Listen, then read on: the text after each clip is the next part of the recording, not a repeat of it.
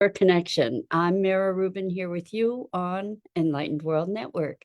And today's topic is stuck in a rut, when our brain sort of goes round and round and round in the same sort of pattern, and how we might find ourselves a way free of those repetitive patterns. So should be fun, but before we get started, let's take a minute or two to get present. Let's take a deep breath in through your nose and hold it. And imagine clean, crisp oxygen flooding your lungs, flowing into your bloodstream, nourishing all your cells, all your organs, bringing vital life energy to your body and being. And as you exhale, exhale any tension, stress, negativity, fatigue. And now let's take another deep breath in through your nose and hold it.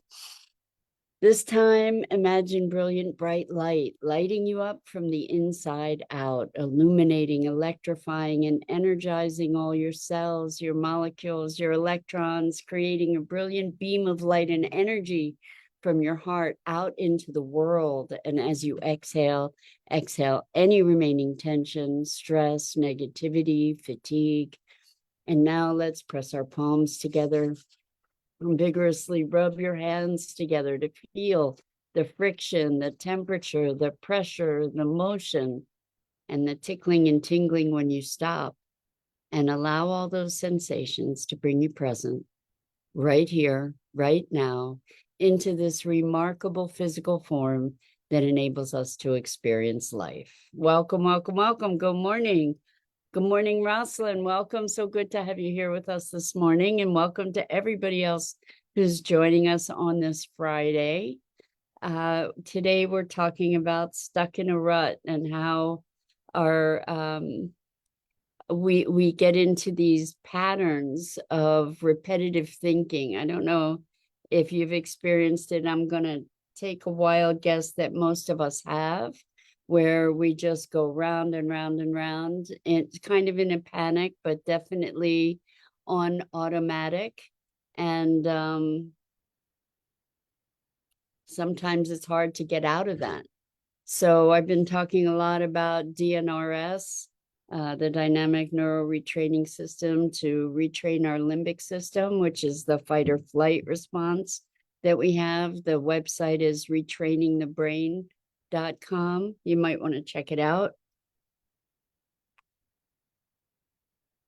And part of the understanding is that our limbic system is creating these fight or flight patterns and this repetitive thinking. And so I had shared with one of my clients this notion, or this portion of the program, that is allowing ourselves to recognize that this is just messaging, that it's not necessarily true. So it's like my brain is stuck in a rut and is giving my body and mind false messages, or sending my body and mind false messages. And it's important, I think, as much as we value paying attention to what we're thinking and what we're feeling and how important that can be, that there are also times when we get to recognize that we're actually sort of stuck in this rut that has been made by repetitive, habitual patterning, habitual thinking. And when we can recognize that the messaging that is coming out of that habitual thinking is not necessarily accurate, then we have the ability to free ourselves from it. And I hadn't really realized the power of that statement, that my brain is stuck in a rut and is sending my body and mind false messages, until a client reflected back to me how that had been a touchstone for them throughout their week, when they were recognizing themselves starting to get into panic mode. And what they were able to say is, just chill, I'm stuck in a rut. These are false messages. I don't have to make them real. I don't have to be responding to them in the sense of emergency that they're being relayed. And to be able to find a pathway to relieve ourselves from these uh, deeply ingrained patterns is very, very powerful. To recognize that we are not the pattern. The pattern is not necessarily the truth, and that we can kind of use this awareness to distance ourselves a bit from having to be fully invested and fully engaged in that kind of traumatic pattern. So we when the fight or flight mechanism is activated, it's pretty powerful. It's pretty powerful. It affects our physiology, our thought, and it's kind of like this cascade, this negative or debilitating cascade of thought and emotion that kind of builds on itself. The more panicked we are, the more panicked we become, unless we're able to break that pattern. And one way to break it is to say, hey, there's a pattern of overwhelm going on here, and that pattern of overwhelm is generating this response that is not necessarily reflective of what the reality of the moment is. So managing ourselves is an art form. It's an art form, and it's something that is a cultivated skill to use the tools available to us to manage our state, to really find a way to bring ourselves back to present, to bring ourselves back to center, back to our sovereignty, so to speak. What can happen is that that we get into these patterns is like a runaway train that overcomes us, that kind of consumes us and separates us from ourselves, from our sense of ourselves, from our sense of balance, from our sense of presence. I'm tempted to say our sense of control, but it's not about control as much as it is about presence. Because when we're present, then we have the ability to be responsive rather than reactive. And it's interesting to be looking at what kinds of triggers and patterns we have that are these programmed kinds of responses, where we'll have something that triggers upset. Let's say, I know for me, actually, years ago, it used to be paying bills. Anytime when it came time to pay the bills, I would kind of spiral. I'd go into anxiety and avoidance and coping, and even though I had the money to pay the bills, it's just that for many years, paying the bills was a challenge, and I didn't necessarily have money, so there was this anchor of anxiety that would just come up anytime I had to pay the bills. And there would be internal conversations about lack, with fear, all kinds of feelings. And so it was automatic. It wasn't dependent upon my current circumstance or my current ability. It was something that was triggered from the past. And it would make all these conversations and then stir into projecting future concerns around money, even when they weren't warranted. So very, very interesting dynamic. And in those situations, we get into a heightened emotional state, we get into a heightened physical state where we're anxious and maybe triggering all kinds of coping behaviors.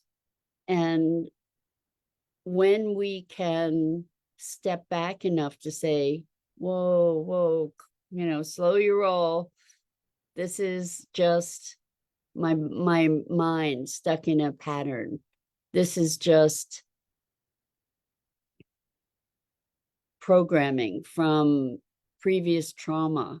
And it's as a result, I'm transmitting the brain, the mind, the limbic system, whatever it is, the nervous system is caught in this rut, stuck in a rut, and is conveying false information. And so when we can acknowledge that, it gives us a little bit of a distance.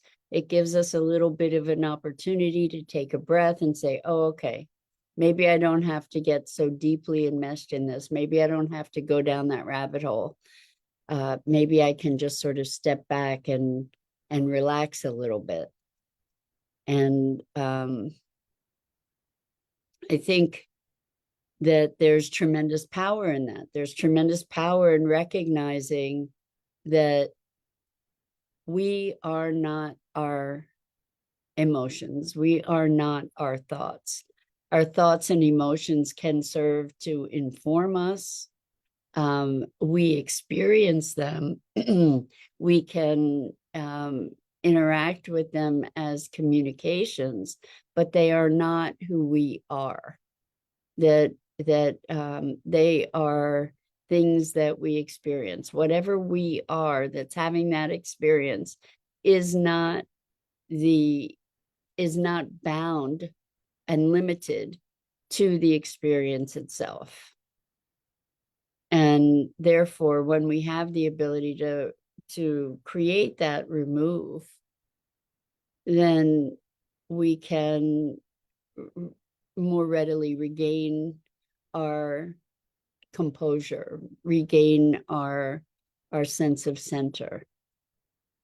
And the same thing along with that idea, with this limbic system retraining, so many of us have all kinds of symptoms.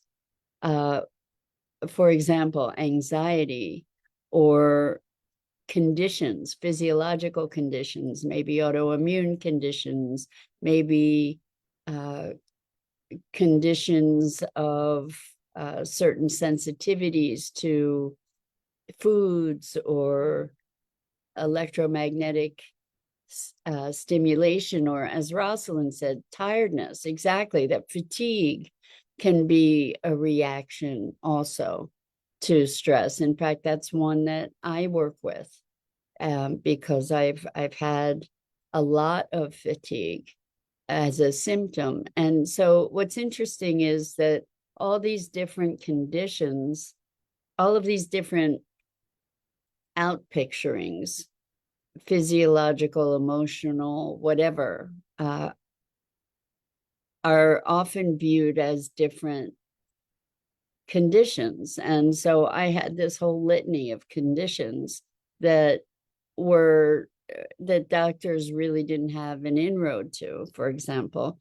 And through this training, the limbic system retraining, again, retrainingthebrain.com, and it's called DNRS, Dynamic Neural Retraining System. What we learn is that these are all symptoms of the same thing.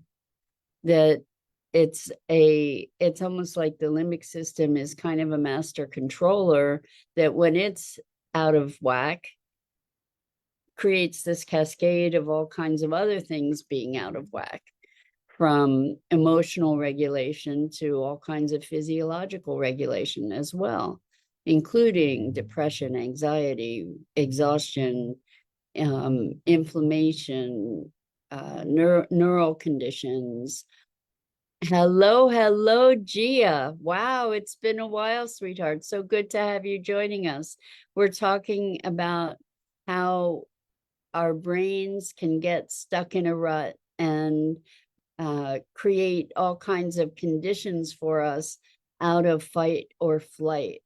And when we start to recognize that, we can also recognize that we have the capability to be repatterning, to be reprogramming. And it's so interesting.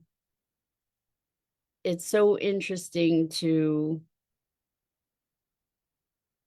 notice in clients and in myself the patterns of behavior that are familiar, even though they're really painful.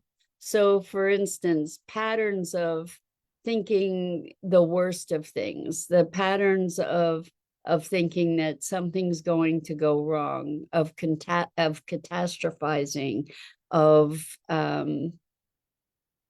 expecting the worst, of focusing on the negative, on finding fault. All of these kinds of patterns can be really debilitating, and yet they are comfortable because they're familiar.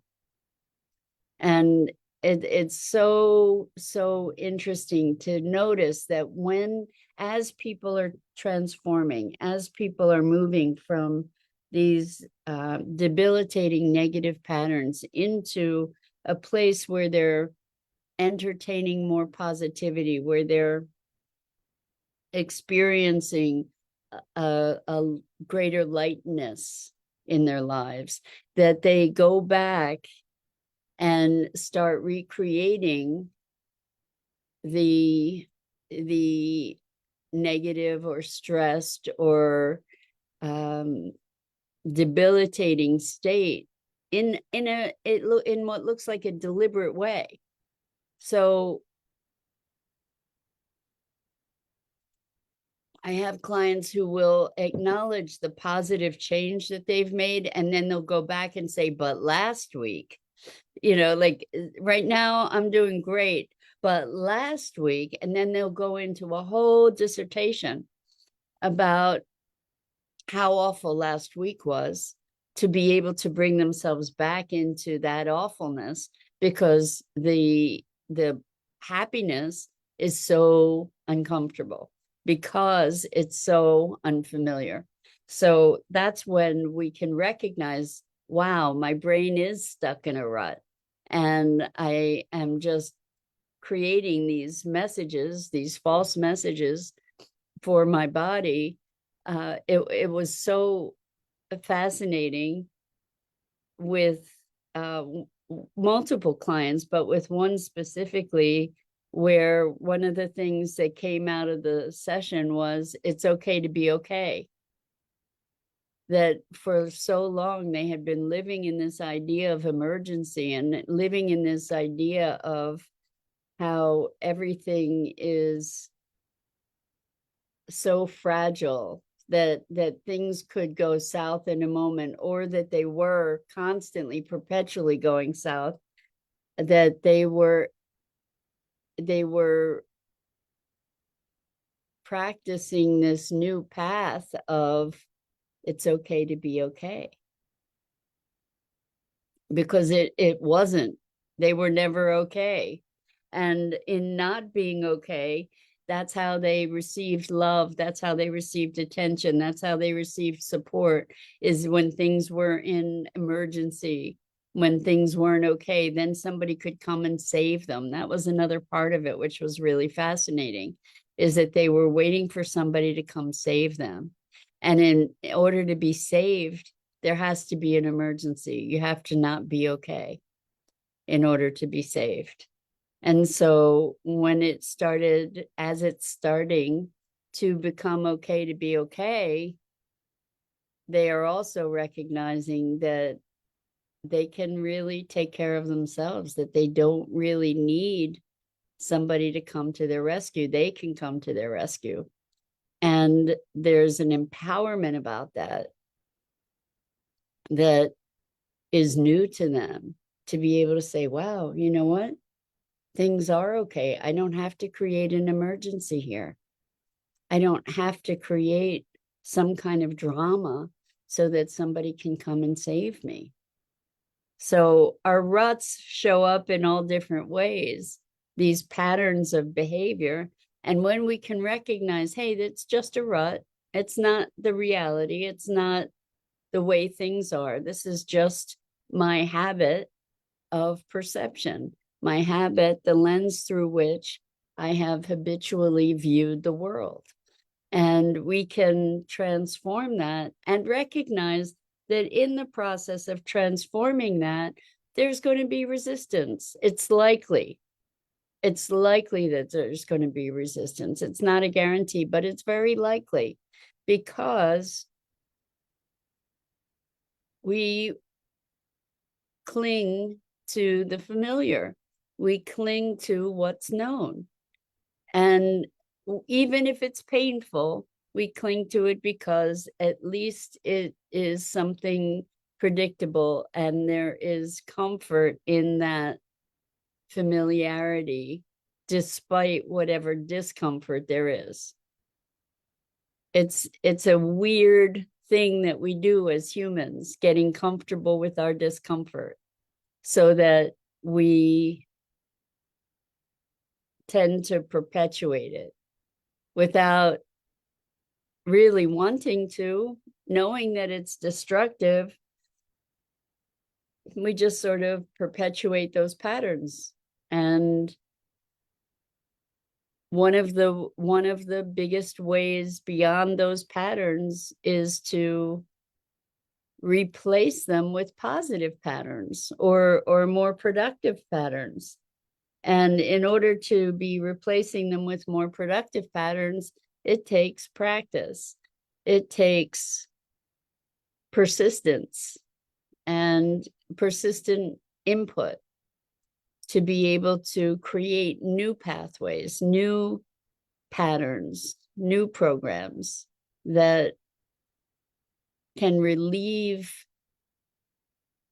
our limbic system of its stressors so that we can better experience our centeredness, our balance, our wholeness. So just to circle back around, by identifying the fact that we're stuck in a rut, that our brain is sending our body false messages, then it kind of gives us freedom to behave differently, to experience things differently, to expand our range. It's really interesting as I'm practicing this, that it's an hour practice each day. There's a training that is pretty affordable considering the life altering potential of it, that you can find on retrainingthebrain.com. The first 2 lessons are free, so you can check it out and see if it resonates for you. But it's really interesting to me that I really did not have access to a whole lot of good memories. I would have to work really hard to find good memories.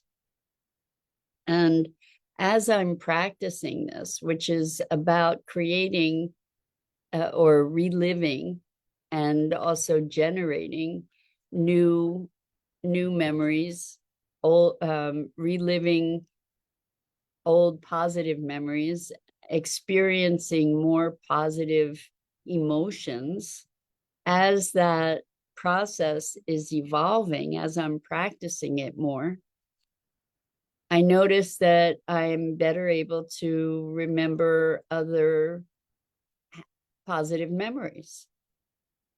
So as far as a result goes, to recognize that something's changing, that's one of the big things that I can see very quickly, is that I'm having access to more pleasant memories. And as a result, I'm also having access to more pleasant emotions. So we've said that anger breeds anger, anxiety breeds anxiety, positive emotions breed positive emotions as well. And this is probably one of the most poignant, clear examples of that dynamic that I can express to you. So by practicing the flood of good feelings, we are reinforcing our ability to feel good feelings. So it amplifies. Just as the negative feelings amplify, the positive feelings can amplify as well. And so I invite you to recognize when you might be stuck in that rut, stuck in the loop of negative thought, and recognize, oh, it's just a pattern. It's just my brain giving my body false messages. It's not that it's real. And that allows us maybe to catch a breath, to take a step back. And I invite you to explore it. So that's it for today. I'm Mira Rubin. This is the Core Connection. And I go live here each weekday morning at 9 a.m. Eastern on the Enlightened World Network Facebook page and YouTube channel.